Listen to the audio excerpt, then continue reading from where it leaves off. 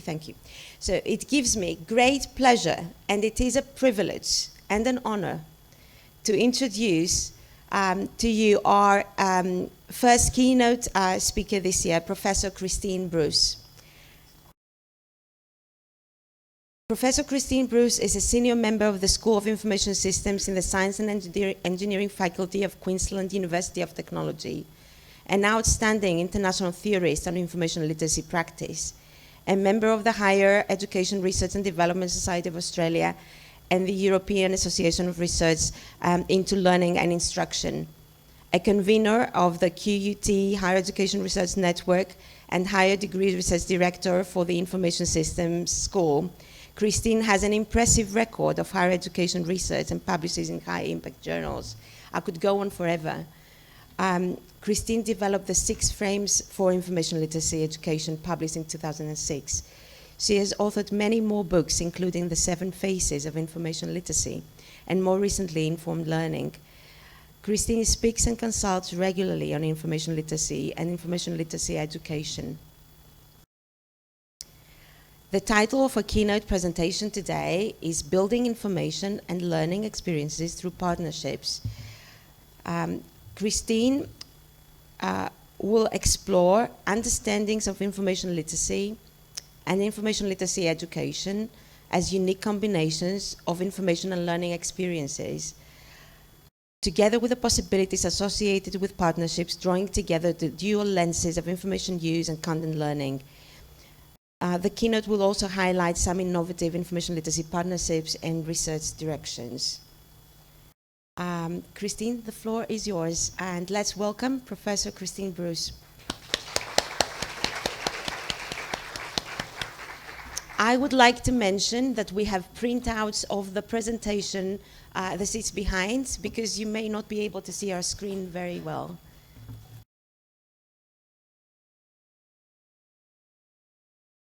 Anyone from the back pillars down may occasionally have trouble with a couple of the slides. So thank you so very much, Eve.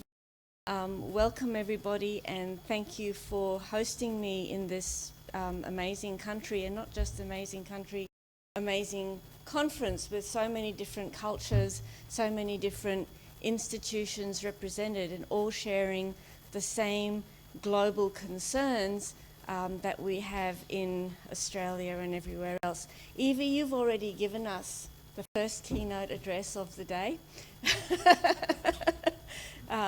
Thank you for sharing the things that you did, because it sets the scene very nicely for what I'm going to do. My talk today is going to be in 3 parts.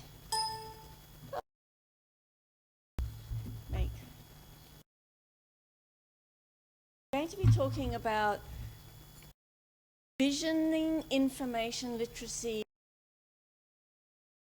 education first, how we can think about it differently, beyond skills into how it actually transform the lives of our learners and our institutions, not just while they're here, but also beyond.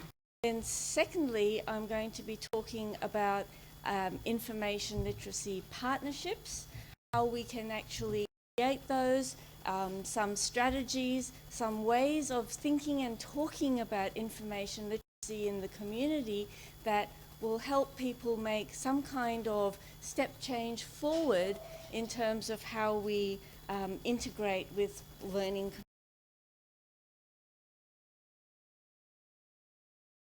So, the starting point for all this is a view of information literacy as being about a combination of information and learning experiences.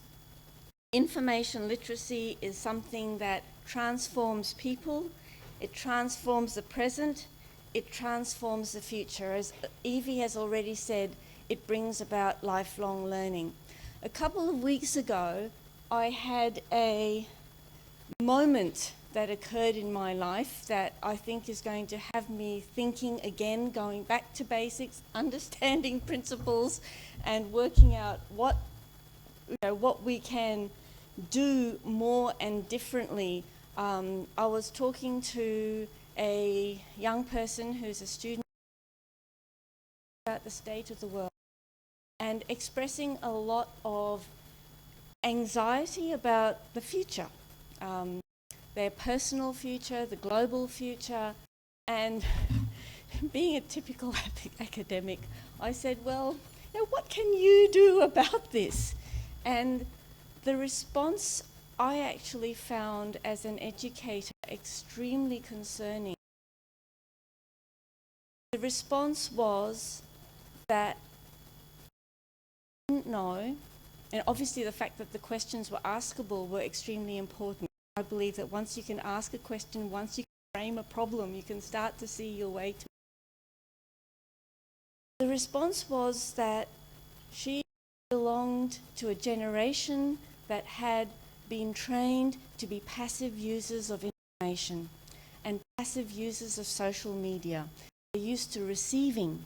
They don't actually know how to use information to empower themselves and to empower others. We are here building professionals, creating the leaders of the future, and we need them to be able to use information to learn not only for themselves, but to empower the people they work with and to empower the community. For me, that is our challenge as information literacy educators. Whether we're working on a student assignment, and when I say information literacy educators, I mean all of us in the room, whether we're actually someone in a library who's looking after a collection, or whether we are an academic who's responsible for disciplined content, whether we are a learning technologist, whatever we are doing, that is the goal, that is what we are trying to achieve in the very long term. Okay, so that's my foundation, that's my starting point for today. In order to achieve a goal like this, we need to partner for information literacy education, and I believe that information literacy education is not just about coursework, it's not just about the undergraduate. Information literacy and learning happens at every level of the institution. So when we do research, we are simply learning in a different way. When we are learning to research, we are learning in a different way. When we're doing undergraduate coursework or first-year experience, we are learning in a different way. And information literacy education has a part to play in all of those different spaces. And in order to make it possible, one of the things that really needs to happen is for us to build a shared understanding of what these words, information literacy, are all about. And everywhere, and even here, we've already had some conversation about whether the words information literacy matter. I can't remember who I was talking to about that in the last 2 or 3 days. And ultimately, the words information literacy don't matter. I use the words informed learning to represent a particular way of thinking about information literacy. It seems to work for some people, but it doesn't matter what we call it. It's about bringing an information lens to work with the learning experience and bringing those two things together, thematizing the information part, making explicit the information part, so that people become empowered information users. That's what we are driving at, that's what we're trying to achieve. As some of you may be aware, a lot of driver for information literacy education in many parts of the world comes from the American Library Association frameworks. And a couple of years ago, these frameworks were subject to considerable discussion and change. And at that time, one particular way of framing information forward, which I enjoyed extremely. Unfortunately, I don't think, I know it hasn't actually got into the final framework, but this is the description of information. Can you see this from the back? I'm just curious. Okay, that's good, because it means that I don't have to, read things out if you can actually see the slide, and that helps me a lot. It's a view of information literacy that's about deep engagement, deep understanding of information systems, but also for me from not from a professional point of view, from the point of view of the community, the citizens that are part of all that. So we can talk about information literacy as being about experiencing information use in different ways, and that's what I mean when I use the phrase informed learning to represent information. If we take a little bit of a tour of how thinking about information literacy has developed over the last few years, we can see that it's trying to follow the trends in higher education learning sector. The information literacy territory is expanding. Those of us who believe in the learning experience are having to embrace more and more different things, including technologies, including learning theories, including understanding how our students work within the environment. One of the things that I think is absolutely critical is that the boundaries between talk and learning are blurring. So I've actually heard people talk about some work which we would consider to be firmly about information. That's not about information literacy. Okay, now that's really interesting, the way these things are starting to become a little bit fuzzy. And you can see from this particular slide that there's a lot of different language around information literacy. And I believe that we use words to be able to communicate and connect with our audience and the people that we're working with. It doesn't really matter what we call it. Ultimately, information literacy has to begin with understanding the community of learners, and that's where a lot of information scholarship has been directed over the last 5 to 10 years. There's a very big focus on social issues, information literacy in health, information disaster contexts, a lot of people working at the moment around information experiences, migrants and refugees. And there are many voices in the whole information area that are only just beginning. And a lot of work being done on critical information, radical information. When I use those words, I'm talking about empowerment of people who have otherwise often been in disadvantaged spaces. So this is the foundation piece, that information literacy is something that's experienced as being aware of different ways of using information when learning, so that learners become more aware of how they may use information in future academic, personal and workplace learning situations. We're going beyond the present into the future. At a meta level, using information to learn can be experienced in this particular set of ways, which are often contextualized into particular. Some of you may recognize those as what I've in the past called the 7 faces of information literacy.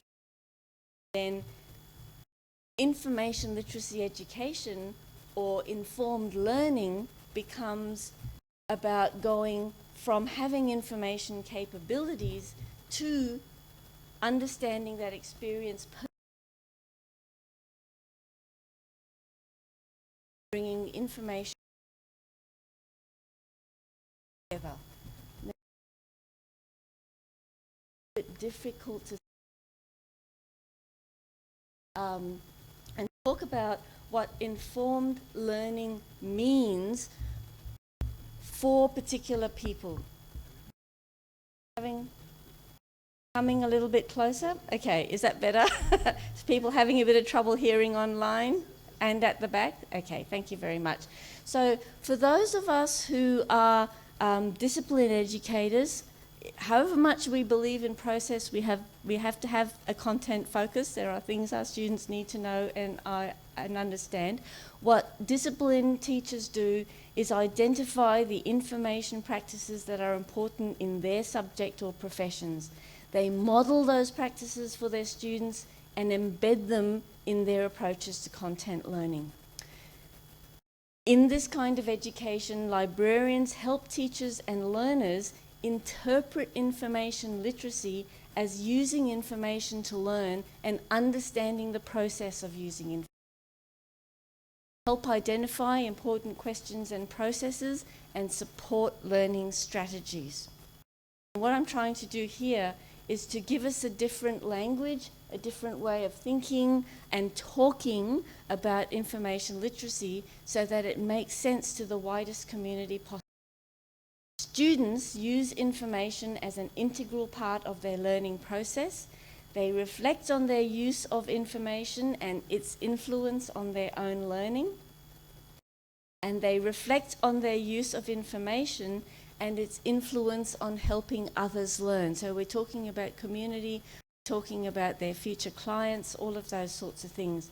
They reflect on potential of information use in their workplace and community and how it might enhance the experience of others in their professional lives. Now this is something a little bit different. I thought I would bring you an example from the creative arts. Does anybody here teach dance or work with teachers of dance? Okay. At this, in my university, we do have dance education as part of our work. And one of my colleagues, Mandy Lupton, has taken an interest in what it means to think about people using information to learn in this context. And this is some of what she's actually been able to come up with. She's looked at dancers and the people involved in the composition of music. So information becomes something that's beyond the artifact. And when we work with students, we don't just work with the artifacts, we can get them to think and talk and reflect on all the different forms of information that are part of their experience. Now, I would say that it takes an information professional to think this way and to ask these questions. And this is the role that the information professional has to play in the community. So, Mandy discovered through talking to students of music and dance that these involve full mind and body experiences in integrating all kinds of information to express and communicate.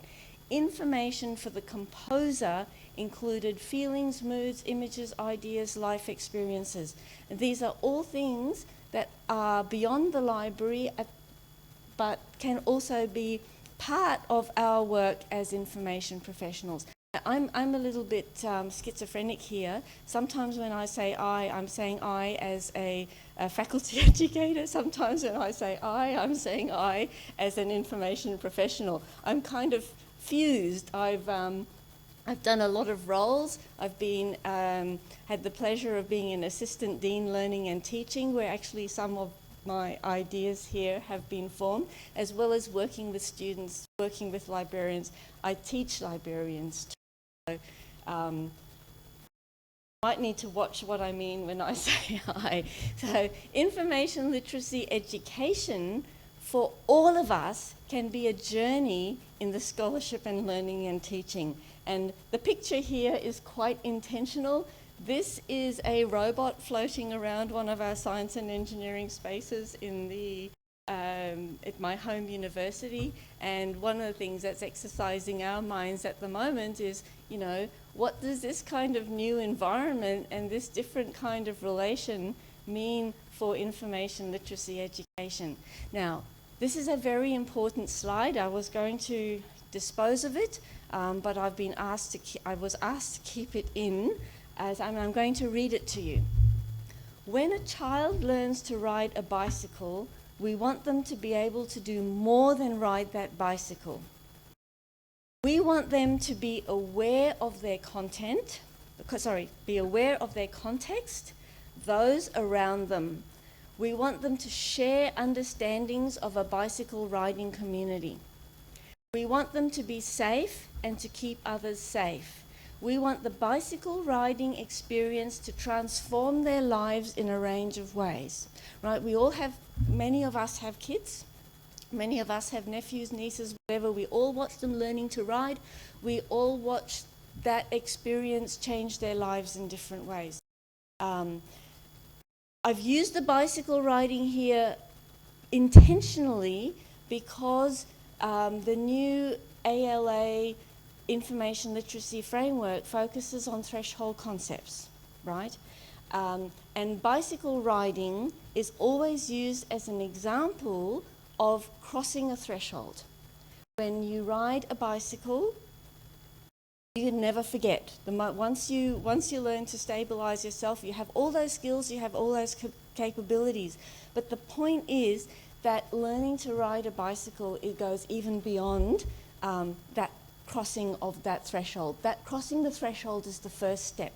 And so it is with using information. When a student learns to use information, we want them to be able to do more than engage in the academic practices.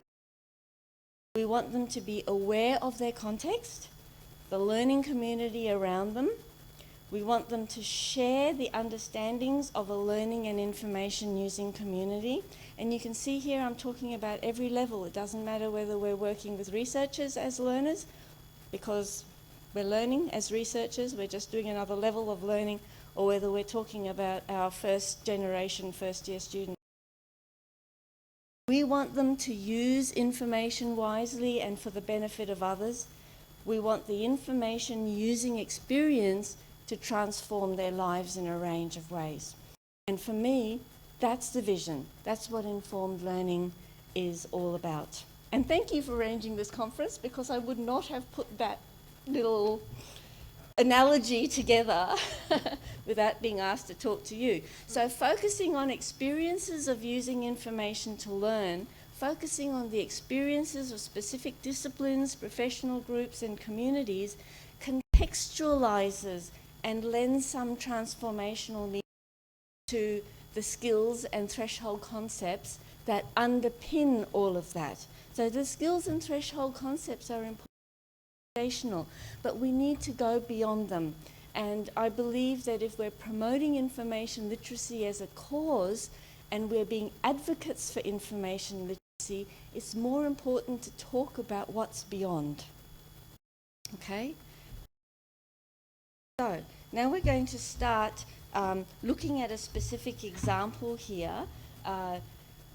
Information literacy education of any kind, including what I've been talking about, whether you're working with skills, whether you're working with threshold concepts, whether you're trying to, move beyond into a bigger space, involves all of these three things: information, technology, and learning. And many of us in the room will work across all three of those, or at some form of intersection between them. Now I'm going to give you a specific I'm going to read a little bit of this as well, in case some of you are having a bit of difficulty yesterday when I stood at the back. Trouble with the bottom. We've got two academics here who are newly employed at our university. So imagine Steve. He has come in with a passionate desire to ensure that his students can keep learning after graduation. He's an artist. Have we got the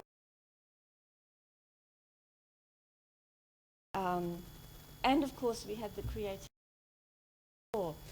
Steve believes it's important for artists to explore the work of other artists, to recognize and be in touch with what might inspire art, and to journal or document their journeys. Now these are things that a lot of people teaching art do. Steve creates learning circles to share explorations and inspirations weekly and to collate an electronic portfolio recording their learning. We've got a different person who comes. This is an engineer, and her name is Jane. Imagine Jane. She asks her students to work towards a student-managed conference for which they will write and present their key industry players and researchers as key proceedings of the day on the web. On taking notes about what's being said, like our wonderful conveners are. Thank you. And it reminds me that this kind of conference we can think of as an information literacy. There's so much information awareness going on. We've got people tweeting what other people are saying out there, listening to what we're saying. If we're communicating, who's communicating with people outside? There's someone up there. There's quite a few people with their hands up. And if Kristen was to tell the truth, she's tweeting as well. There are many sources of information around us. The person next to you is a source of information. I am a source of information. The people who've been speaking with us have been sources of. We all have different learning processes that are going on. We are all going to go away at the end of the day, at the end of the conference, with a new knowledge base. So these are all the 7 bases of information. We might start to make plans about doing things differently. We might start to communicate with the results of the experience. Closer. This is an information literacy experience. And the critical thing about this experience is it's not the experience of an individual. It's been brought about by a community. It's been made possible by a community. It's being supported by a community. I couldn't be doing what I'm doing now without the technologists, the people who have set up all this infrastructure. There's an online conference going on simultaneously with this face-to-face one. I don't do all that myself. The information literacy experience is a communal, it's a social, it's a shared experience. Even though we might talk about it and think about it sometimes as something that is individualized. And that is actually one of the biggest issues and tensions that we have in our universities, that we, in the end, assess and grade individuals. Right? And that impacts almost everything that we do. And yet the things that we believe in very often go far beyond that. And what we want to be doing is creating information experience and helping people think about them that way. Now, I've forgotten about Steve and Jane. So what's going on with Steve and Jane?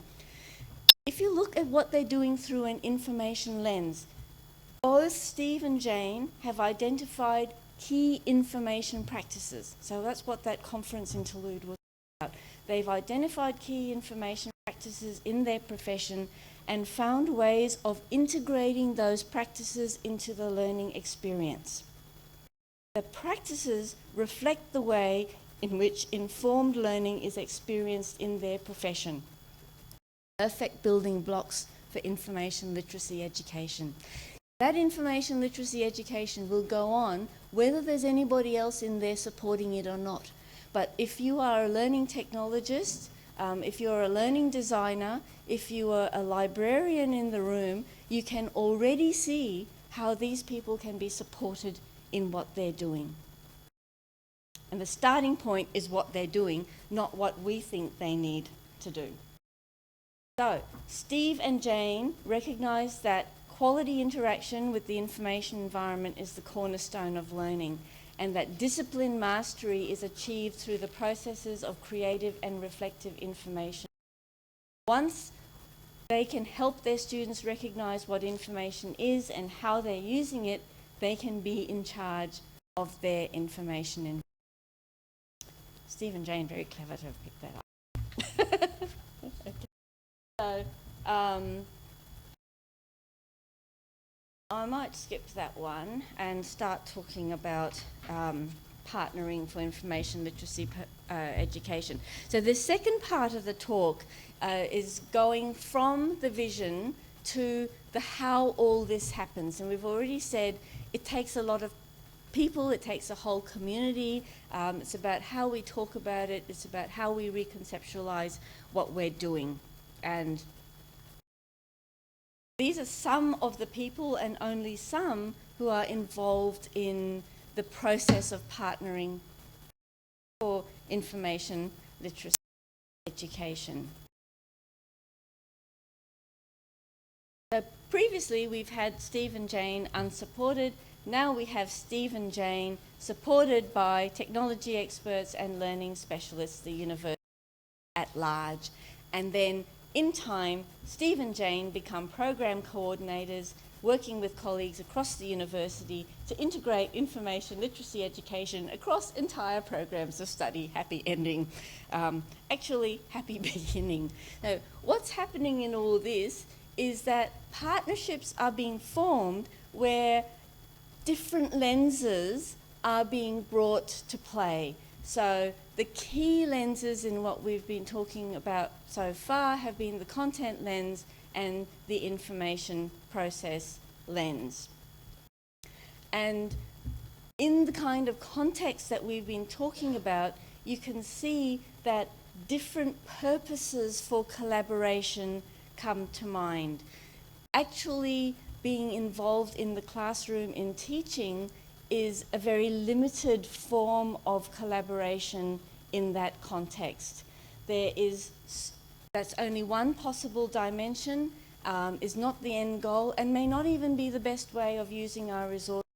So keep in mind that what all of us are doing, whether we're Steve or Jane, or whether we're someone supporting them, is thinking about things like opportunities for shaping curriculum design, opportunities for shaping assessment and lesson design, opportunities for peer review. We often have academics peer reviewing academics, but wouldn't it be interesting to have learning designers, information professionals, academics kind of peer reviewing and working with each other? And Stevie's nodding head over here. So when you take your focus off the teaching part, off the actual going into the classroom, then we become academic developers. We're creating visions, we're supporting, influencing, researching and creating materials for the use of other people. Creating something that 30 academics could use is probably much better use of everybody's time than one person going in the classroom for. This is a really critical point here, hugely conscious of. Libraries are an integral part of all levels of learning within the university. One of those levels is the creation of academic curriculum for undergraduates. In fact, it's the thing that most universities get money from. But libraries are never funded for teaching. Well, yes, that's not entirely true. Sometimes if a library actually mounts a formal unit, it will get the income stream for that. And that's one of the things I believe that encourages libraries to go down this particular path. But there are very powerful ways that partnerships can happen beyond the actual teaching. So in thinking about partnerships that are necessary for information education, I believe that there are 5 key ones, and there are others beyond these, but working together to influence policy, working together on research and scholarship, being involved in research supervision processes, working together on curriculum, working together on academic development. The more dimensions that are part of the information literacy partnership across the university, the stronger the dynamic will be, and the stronger the impact will be, and the stronger the advocacy for what we're doing will be. So partnerships potentially span college-wide projects and cross-institutional projects. I'm guessing, and I've seen in the program today, that there are already many of such projects in existence, and conferences like this are an opportunity to begin to profile those. And we've got lots of tools that we can pick up and use as a result of these conferences to profile the work of these groups. Bad slides that no one could read, so I'm going to skip it. So what we're really talking about here is reminding ourselves that the powerful roles come from thinking of ourselves as catalysts for change. We begin to look at some specific strategies for a moment. Very well. I told you, Evie, that miracles happen sometimes. So this next section that I'm going to move to is specifically about things that we can do to engage in such advocacy and to promote different ways of thinking about information literacy and information education. So I think the first thing is that we want to actually draw attention to the way information is used for learning in a wide range of disciplines and contexts. We're not talking about information skills. However important our databases are and however important our collections are, unless we are in particular kinds of social science disciplines, it's not necessarily going to sell what we do to everybody else. So we may not necessarily change a lot of what we do, but what we want to do is change how we talk about it, okay? And there's an enormous amount of information research out there. I'll come back to a little bit of it later on in my talk that can help us to do this, to help us show how important an awareness of what's going on in the information environment and how we use information can be.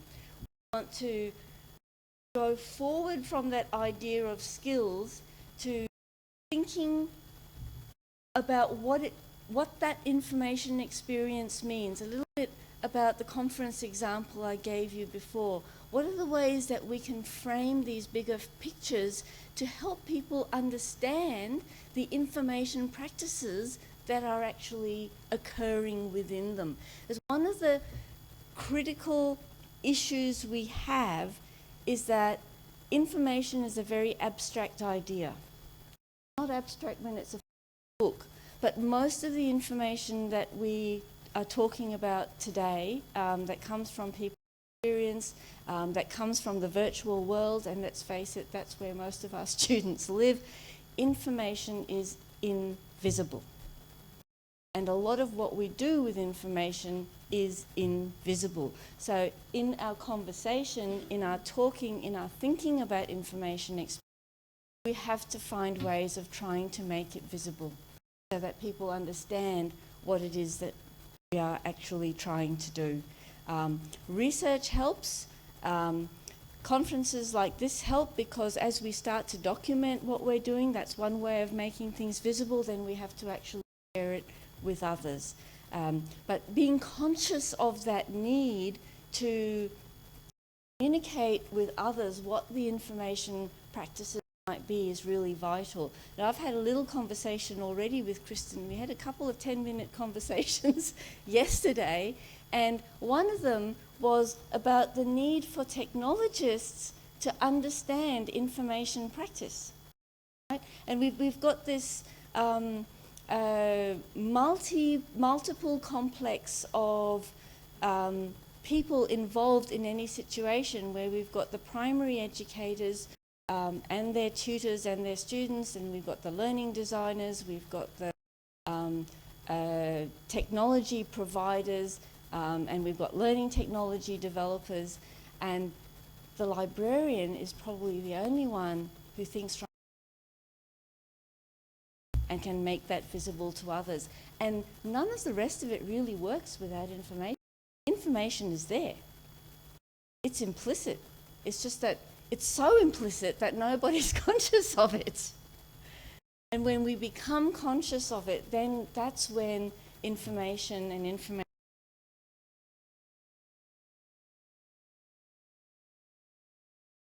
Okay. So we're talking about building informed communities in lots of different spaces. We want to have informed scholars, informed alumni, informed members of the community. We want to be aware of how they use information, how and they can also need to be aware, our graduate students need to be aware of how the people they serve use. Imagine our health providers, imagine our engineers, imagine our whatever space your students are going into, they will be working with people, and the people they work with are information users and getting those professionals that we're sending out. There's really important information on there that awareness will really. So, how do we do this? I think this is a summary slide now. I've probably made some of these messages already a number of times. We're building a collective awareness amongst ourselves. We're building a shared understanding, shared ways of talking about what we're trying to achieve. We're talking about the whole AMICAL community.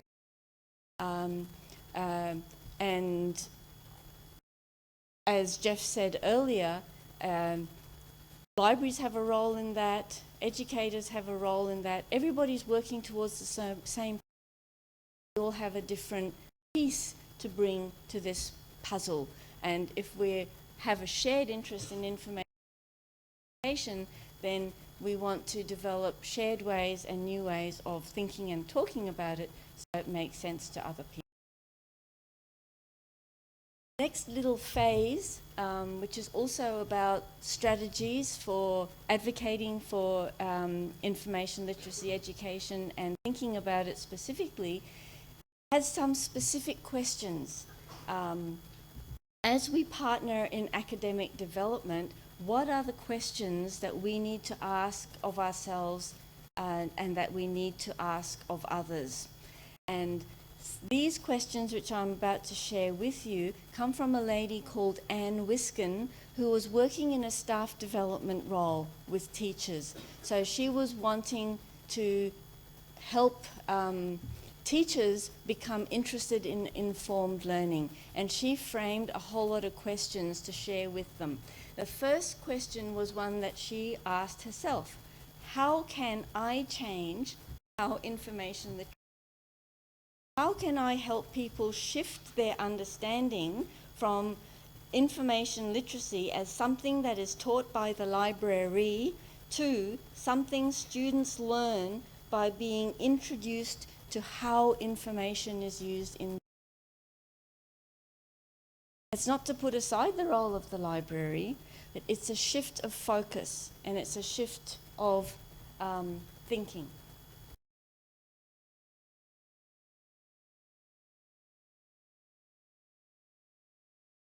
Some of the things that we can do, specific things. One of the things that many people are often concerned about is how do we do this in our under-resourced environments? And that's one of the reasons why I put these slides in, because we can't achieve the goal tomorrow. Even as a collective, we can't do that. But if as a collective, every individual does something small, we move a long way towards it. And asking the questions, thinking of some kind of learning strategy that you could use, having a model form of assessment that you could promote, sharing these things. One of the examples here is when researching for essays, students could be asked to write about the different forms of information they've used and how they see that information having impacted on what they've done. And it's reflecting, it's the reflective awareness, and I guess it's one of the ways of thinking about learning that we have in higher education, is that when you reflect, when you are aware, that's when you've actually learned, and that's when you're empowered to use things, become transformational in what you do. So, Anne Wiskin adopts action research as a strategy to create groups of teachers who reflect together on their own practice. So this is not the students reflecting, this is the teachers coming together in learning communities and reflecting on their practice, designing and implementing informed learning strategies. And these are some of the questions that Anne chose to use with her teachers. So you know, there are specific things here that you can pick up and use. How can we make visible the information practice of our disciplines, and what learning is taking place as students are using this information? How is information used in the subject area? What good information practices do you want your students to learn? What experience can you design so that they learn them? Now, as an educator myself, I know that I don't want to totally redesign my course every 5 minutes. There just isn't time and there just isn't resources. But specific questions like that can help shape, can help reshape. It can help you take something and move it one step forward, and which is all in the interests of helping people with their awareness of information, what they're doing with it. Teachers, all of us, also need to ask, what are students learning by using information from this particular source in this, at this level, in this language, and for. So students using social media are having a totally different experience from students using rare books. And imagine a context where students might need to use both, or they may be out interviewing professionals. They might be using research from databases, and they need to understand the value of those two different information sources. Both are equally valuable, both are important forms of information. We tend to think of one as part of information literacy education and not the other, but they both are. So, it's not always easy. In fact, it's often extremely difficult to go about doing these things.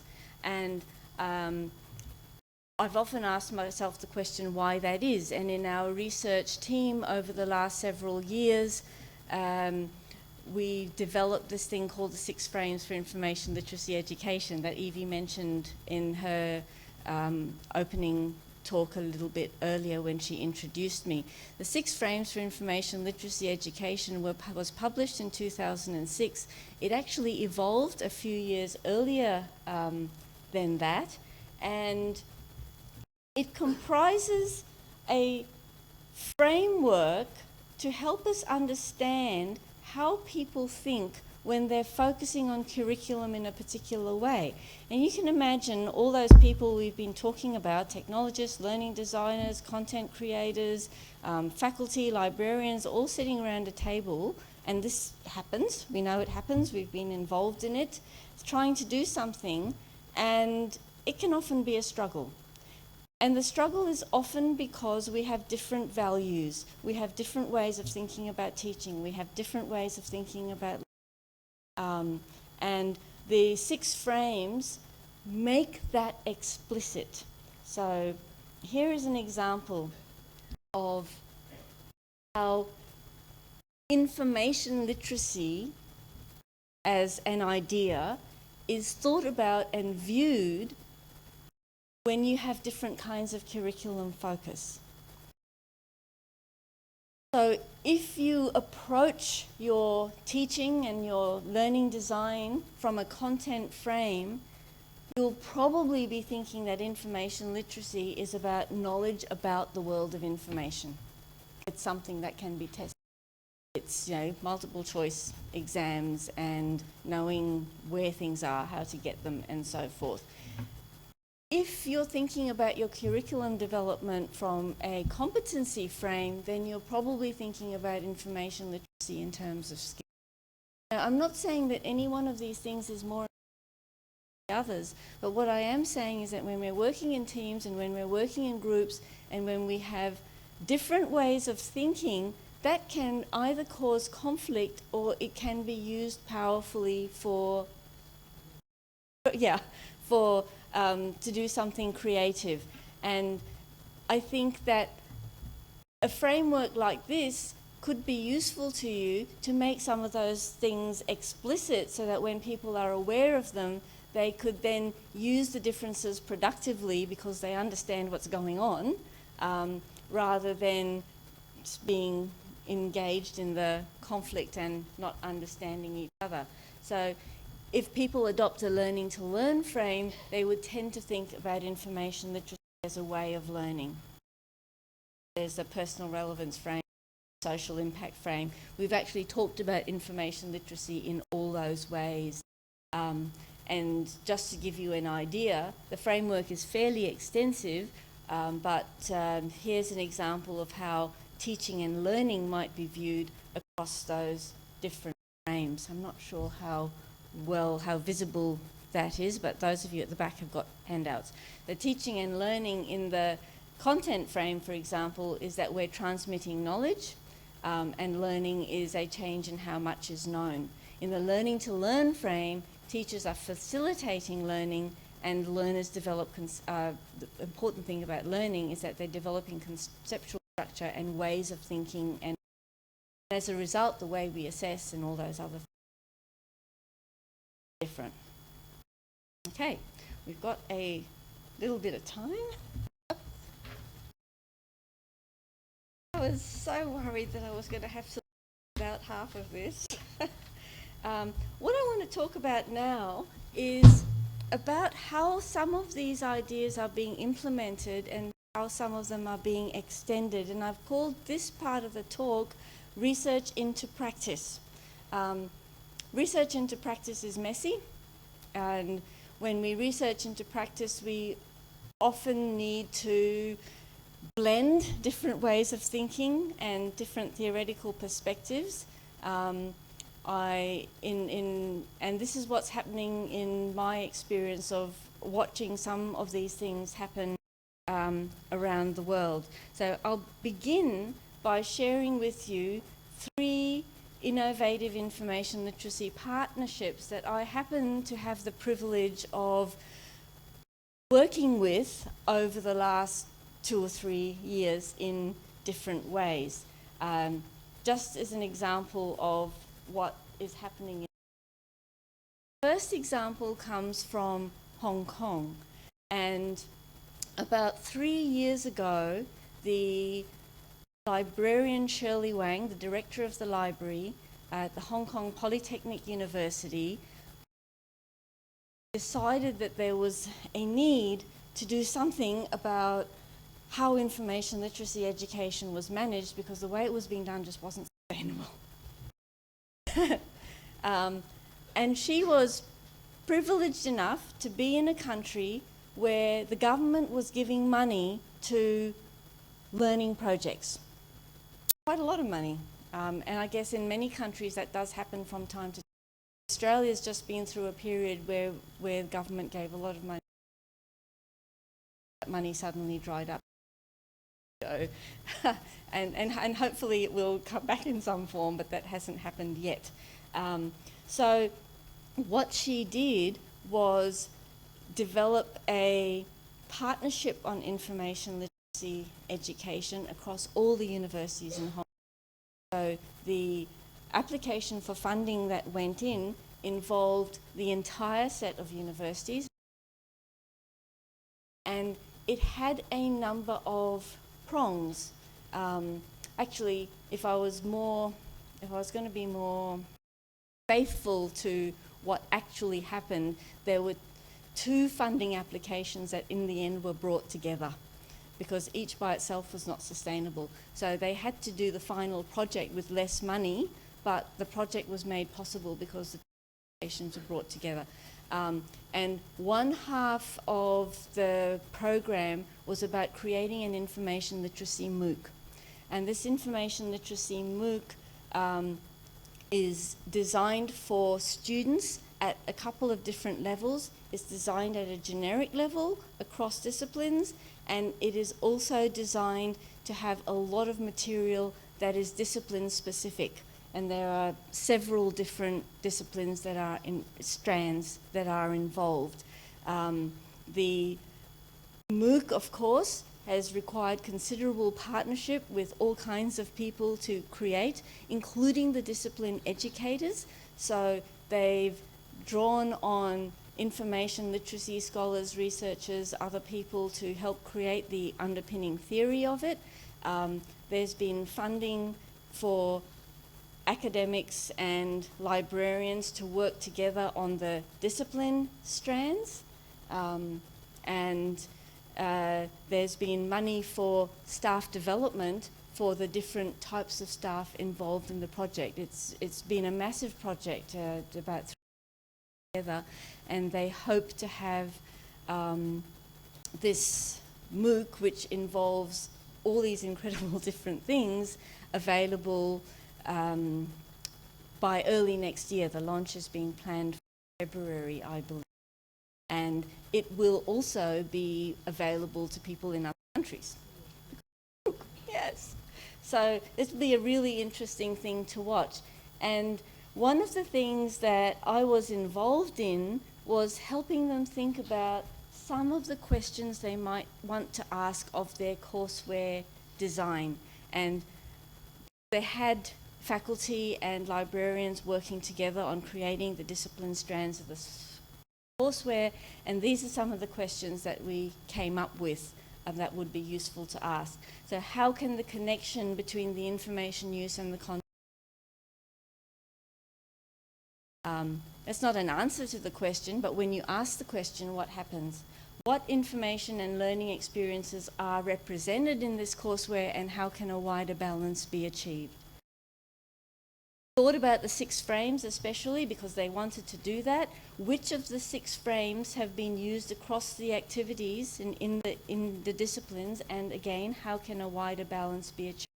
One of the interesting things that they've done is they've gone out and interviewed professionals, short, snappy interviews about their use of information in the workplace, and incorporated those in the MOOC to increase the personal relevance frame for where can learner reflection on information use be built into the design?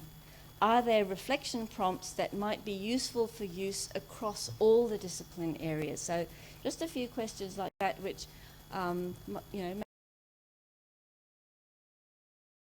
The other example comes from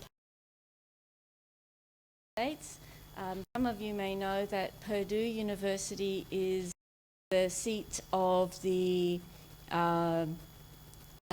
Ford Foundation Chair for Information Literacy, Professor Sharon Weiner, and there's been extensive work going on there on information literacy curation.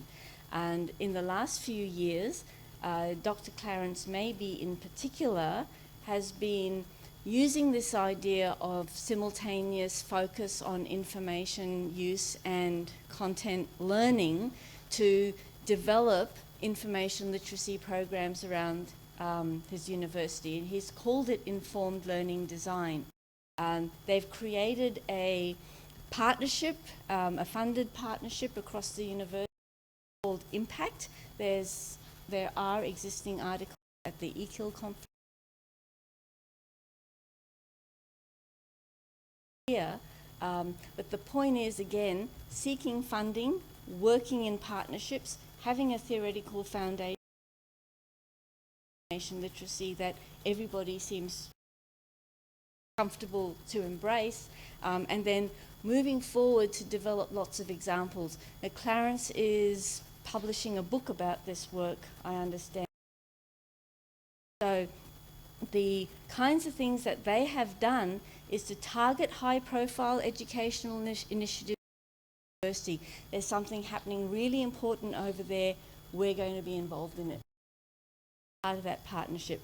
Focusing on student learning, maintaining an awareness of current educational theory, and in fact, I believe that they're actually advancing learning theory in the process of doing this work, and using consulting approaches to create shared goals. So that's the second example.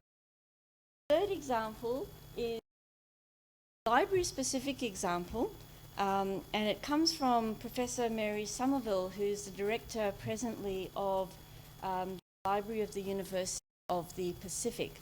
And as part of her process of encouraging her staff and colleagues to think and work differently, she's created a project involving the transformation of the library. But in creating that project, of course, she's had to involve the whole university, everybody from architects to academics and others. One of the questions they're asking themselves is, in their everyday work, what are the information and in order to be able to use that information to transform the library practice.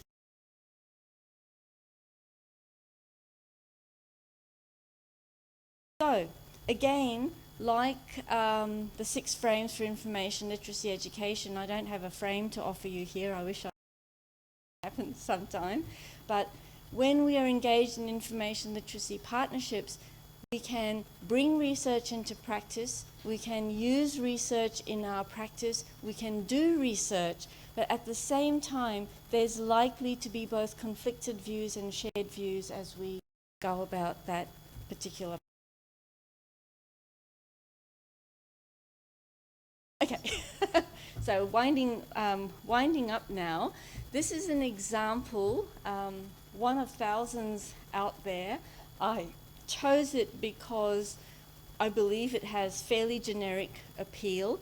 It's the outcomes of a study that was done 4 or 5 years ago into teenagers' information experiences when creating online content. So creating online content may be narrative videos, maybe poetry, whatever it may be, songs.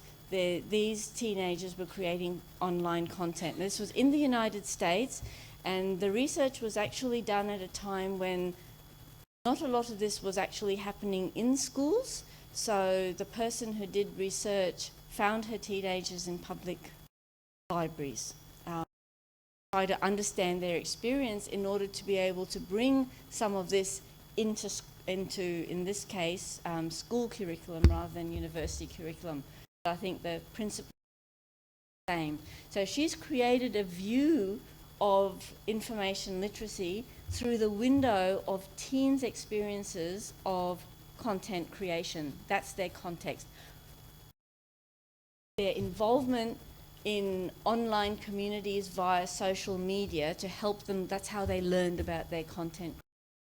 And Marianne Harlan found that experiencing information for these teens involved learning in a particular way.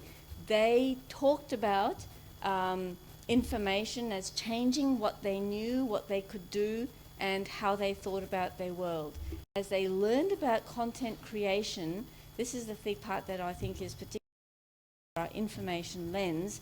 Teens experienced information as participation, inspiration, collaboration, process, and artifact. And when we use the word information there, we're talking about that which informs. So, participation was informing them. Inspiration was something that was informing them. Collaboration was informing them. Artifact, I need to ask Marianne about this because I don't think it was deliberate. It's interesting that artifact is at the bottom of the list. And artifact tends to be how we understand information. We commodify it. But particularly in the experience of our teenagers, the things that are informing is not that which is commodified. Yeah? So I think I'll skip some of this.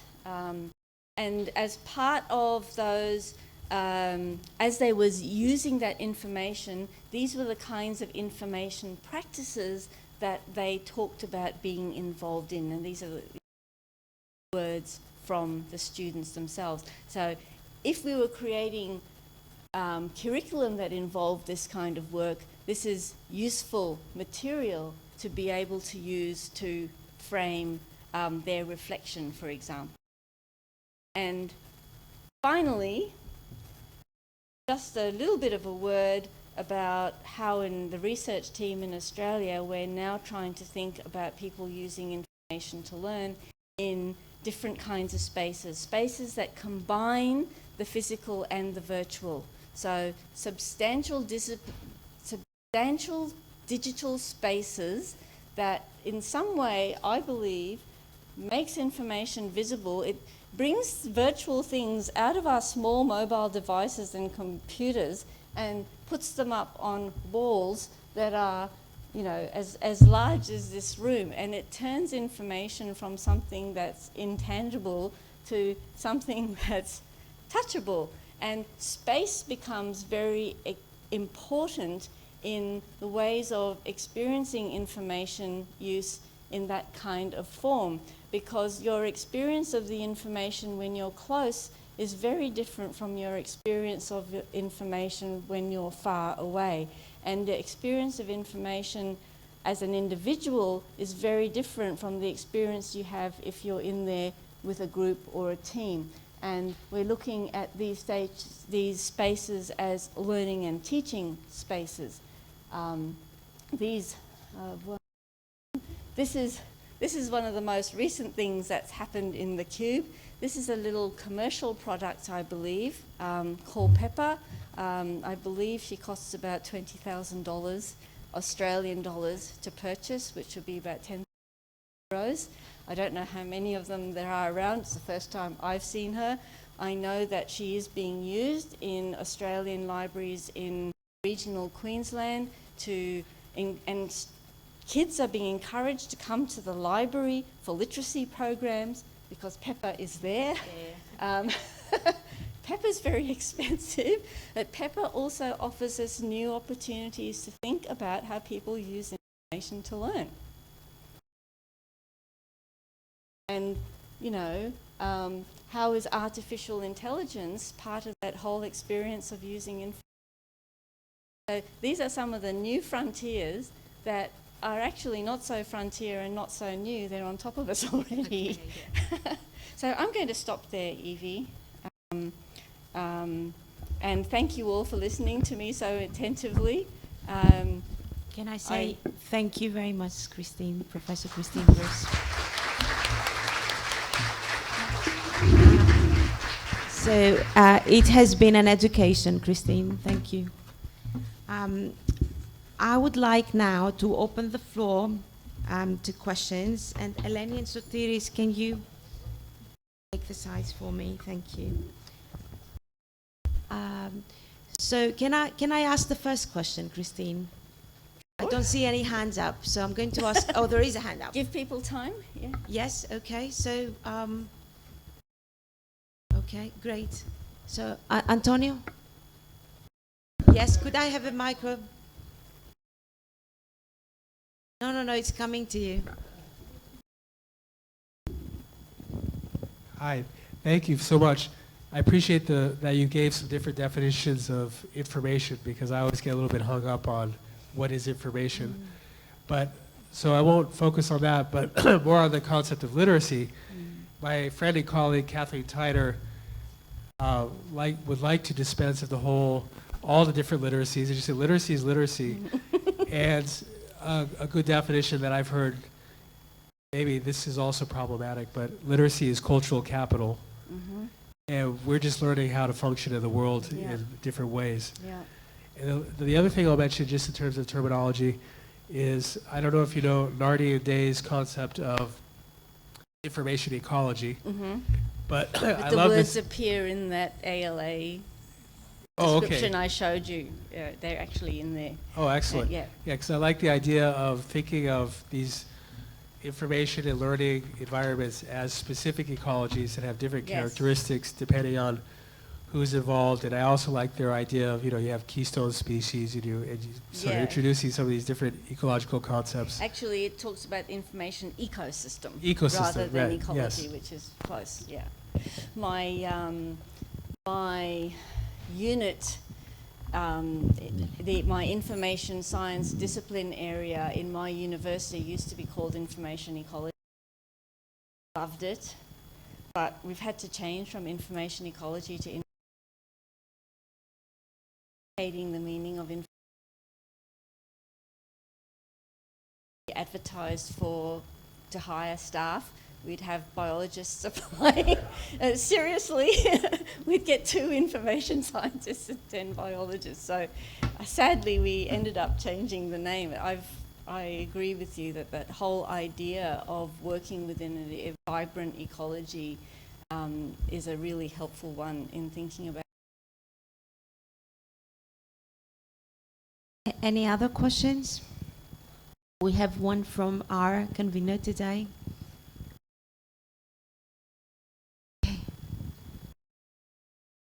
Hi, somebody actually watching us live and have more a call for collaboration. So this is Giselle Pempedjian from LAU. Hello, Giselle. Hello, Giselle. We all say hi. Okay. So basically, she's saying that they started an information literacy MOOC at LAU, and she really hopes that more can participate and get involved so that they can really prepare a solid MOOC to target different discipline areas. Thank you. Well, Thank it's you, actually well done. really interesting as different people develop different MOOCs around the world. There may be even information literacy MOOCs I know about. I mean, I've heard people talking about developing them. The Hong Kong one is the only one that I know of that's almost at the stage of production. But MOOCs can come together, can't they?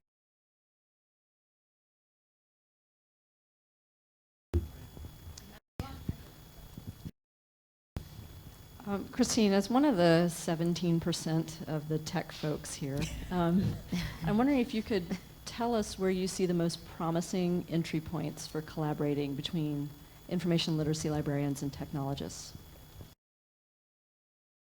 Okay. It's very difficult to keep the things separate, isn't it? Because you can't have information without technology, and you can't have technology without information. I think that they need to be getting around the table together as a starting point. And I think that as technologists recommend learning technologies, they need to work with information professionals around how to make visible the information practices that are critical for those technologies. And they are different for different technologies. So, you know, an interface for a database is totally different to using Twitter. And the kinds of information experiences that people have are totally different.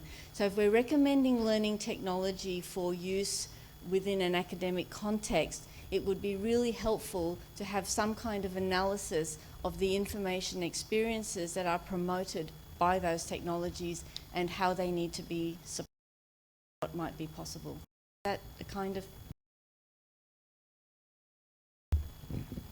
You. I really agree with what you just said. I work in instructional technology, and one of the questions, I think we see a lot of faculty members who want to do something and don't know what they want to do, and so I always feel that the place to go back to is what do you want for your students? Just those questions for teachers. What does it mean in your own discipline? And one of the questions I ask people is, how has technology changed your discipline in the past 5 years, in the past 50 years, and in the past 150 years? And based on what you said today, that's really a question about information. Well, and it's both. different. Yeah, it is. It is both, isn't it? I mean, this is what I learned in university 30 years ago. The medium is the message. The technology and the information are inseparable, but what we do is we conceptually separate it so we can think about it in a particular space. Once we've done that conceptual separation, somehow we've got to put it back together. As academics, we're not so good at doing that. We're better at separating out and creating lovely theories and then forgetting to bring it back together. But it's in practice that coming back together happens. That's why I said earlier that the practice can be a bit messy, practice a bit fuzzy, because ultimately it's almost impossible to do practice within just a single theoretical frame. I'm afraid